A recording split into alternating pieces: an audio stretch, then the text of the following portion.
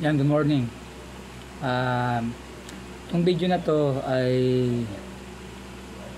video sa 159 Motoshop.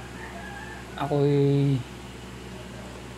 napag-utusan, napayagan na labas tong video na to na ma-share para sa inyo, ma-edit para rin sa inyo.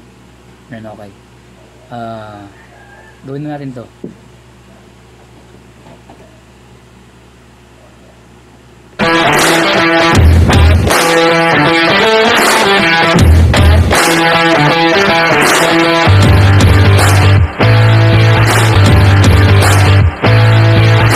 Dito boss? Abangga, no? So yun, good day 159 Motoshop. So hindi pa kami nakapag-video na ito before. So eto yung sira. Ano nangyari dito boss? Aksidente. So nakabili na si boss ng lens niya. May napagtanungan ka na ba na pwedeng magpalit yan boss? Wala pa. Wala pa. So susubukan nating mapalitan to. At ang gagawa yun is si Boss Bernard. Kuya, iwan mo muna yung bit ha. Kasi alam mo naman, kailangan natin tanggapin itong walk-in. So ito naman kasi kompleto na yung parts. So mamaya dire-diretso na yan. At kaya tapusin yun ngayong araw. Yan. Kalasin na pala natin yung mga tornilyo para maugutan natin yung pinaka-cover. At sumama na po yung lens.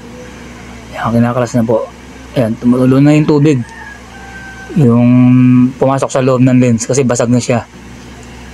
Ayan, mga kaayos. Naglapag tayo ng rubber para hindi magkasgasan yung mga pairings niya. Ayan, tinatanggalan natin. Ayan, kasama ko pala si Eko, si Sargento. Ayan. Ayan, okay. Nakalas na namin. Ayan na po yun.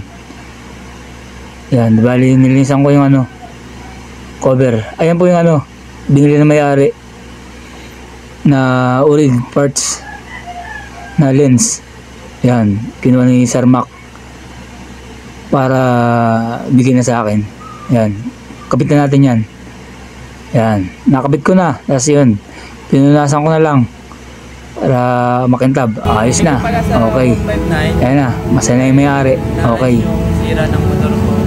Thank you. Thank you. Ay.